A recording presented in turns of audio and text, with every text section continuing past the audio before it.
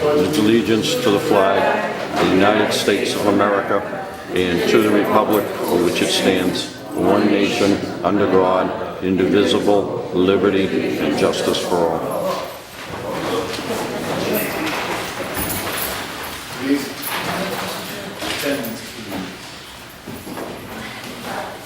Legislator Reyes. Present. Myself, William Mahoney, present. Chairman Travis. If anybody is not a member of the panel for this proceeding, I believe, just for this proceeding, all members of the board present. All right, tonight's agenda, we're going to be discussing a certification report of signatures. It will be an unofficial report, actually an update on where they are, and so that the number is out there. And we'll discuss further proceedings after that. So with that, I turn it over to you. Mr. Chair, if I may, I thought Mr. Reyes said to provide a verification report, and I've done it for two reasons. What I started to notice is that the fuel of the fire, the rumor and innuendo, is soaking up rather quickly. Unfortunately, those who saw fit to throw out rumors that there were certain number of signatures or not number of signatures. So in order to quell that mill, which is detrimental to say the least, anyway, I wanted to present at least a verification report, an unofficial report as to those number of voters that were verified against the number of voters or signatures that were reviewed on petitions submitted by the Foundation for Transparency in Government. I would say and thank the election division for their quick action and response on these things. They worked feverishly and got done earlier than I expected. However, my work is still continuing on that in order to present the final official report for certification, which I expect to ask the chair allow that to continue to Monday as planned. That being said, I would ask that the board hear from Mr. Reyes, the information.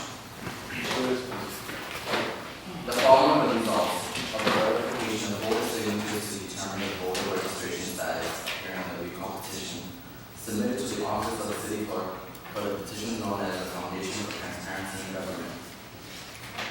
The verification process was conducted from December 4, 2013 through and including December 9, 2013 in accordance with state standards to determine the voter registration status of each signature appearing on the petition.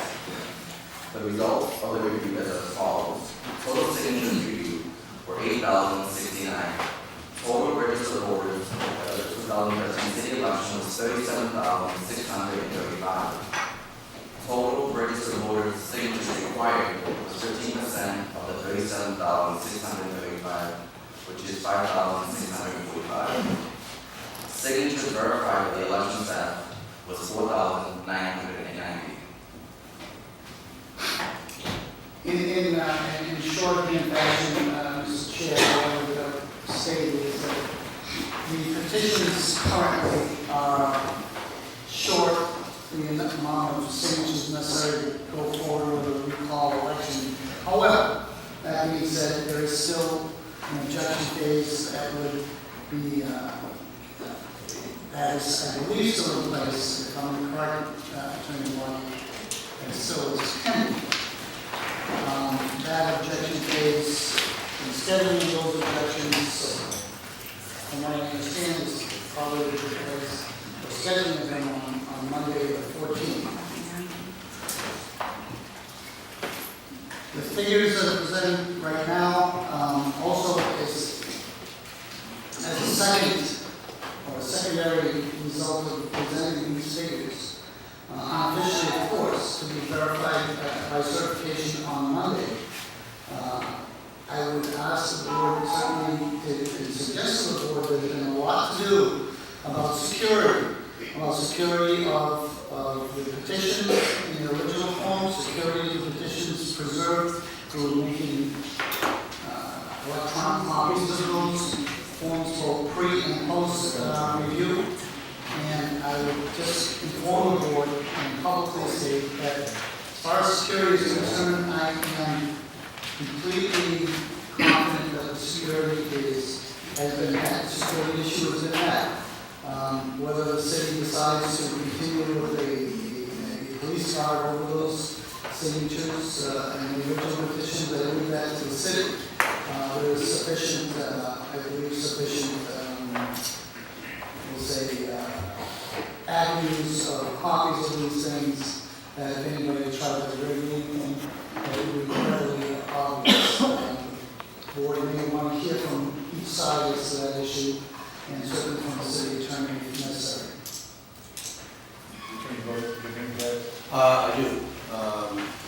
First of all, there's no vote being taken tonight, as I understand it, on the presentation by Mr. Reyes. One of the questions that has been asked by both sides, and I want to make it clear for the record. There is an objection period that is to run once action has been taken. There's no action. This is informative in nature only, to quell rumors and concerns that have been circulating in the community. Formal action and formal certification will take place, as I understand it tonight, will take place presumably on Monday, assuming the board is so inclined to act. At that time, it will trigger the 48 hours for objections. So I want to make sure that both groups, both the elected officials, representatives, as well as the representatives for the petition, understand that. And if I may, Mr. Attorney Kavik, you understand that 48 hours will commence once the board actually takes a vote to accept the report and certifies the signatures, correct? Yes. And Attorney Farrar, you understand the same? I don't. I would ask that this board implement the same objection period that they implemented at the mayor's request for the affidavit objection period. But I don't think it was 48 hours. I don't know the exact amount of time. It was 48 hours for them to supply a general objection. It was 48 hours for them to supply a general objection, and then they had time to submit a specified objection prior to the hearing, which is required by statute. Okay, fine. The same thing would apply here. Again, as I've had discussions, ongoing discussions, both with the Board of Registrars and City Clerk and both sides in this recall, we understand that the task is somewhat monumental. We've been through it ourselves. We understand the review of the certification by both sides is going to be somewhat lengthy. It's not the same as on a nomination paper, where it might be 50 or 250 signatures. We're talking in this case approximately 8,000 some odd signatures. So we're going to be mindful of that and ensure that there is some provision, some reasonable provision at this time. But I want to make sure what we plan to do tonight is call off the police guard that has been guarding the vault. Now, I'm going to say what I understand to have happened, and I'll be corrected by the city clerk if I'm wrong. What we have done is we have preserved the petitions. They've been in sealed transfer case. Each time it's opened and closed, both parties are invited to be present, and I think up to this point have been present. Yes. That will continue. They have been locked in a vault to further prohibit tampering. That will continue. They have been under 24-hour per day police guard. That is going to stop this evening. But the safeguards that have been implemented are that the documents now have been, in their raw form, have been scanned into a system, and duplicate copies have been made, one of which is retained by the city clerk, another is retained by me. And those are retained off-site, so that should there be a compromise of either the city's system, computer system, or one of the CDs, there's a backup copy.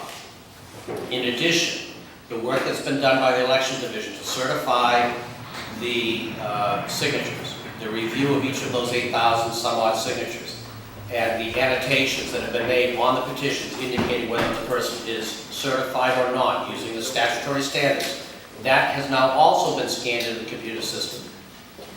Duplicate records have been made on CD-ROMs, portable, which are also going to be held off-site. So there's going to be backups and multiple backups in case something is lost. So at this point, the city is comfortable in saying that the records are being maintained, they're being preserved in their original state without the annotations and with the annotations. And at this point, if there's any tampering, we don't need the police present because any tampering would have to take place in the vault or with tampering to the transfer case. And in any event, we've got the original records to reflect that. So we're going to do that.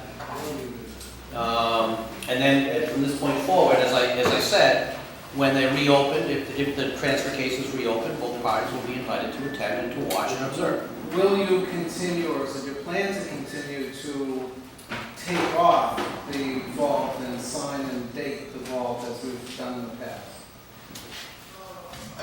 Again, I don't see any necessity for it once it's open again, but I'm not going to open that vault until there's some need to access the originals for any reason. I have no need to access the originals. I can keep that vault locked at least right now till Monday at 5 o'clock when we meet again. I don't see the need to get in there. I don't see the election division meeting. So I mean, we can readdress that issue on Monday if you'd like. Yeah, just so I know, so you've been working off of the scanned copy. It's sealed up in that fashion right now. And, When will you disseminate to the mayor and to the foundation the marked up copies? Mr. Russell, if I may, Mr. Chair. Mr. Russell has made a request today to which I've responded. He's yet to receive my response. And it also addresses what Attorney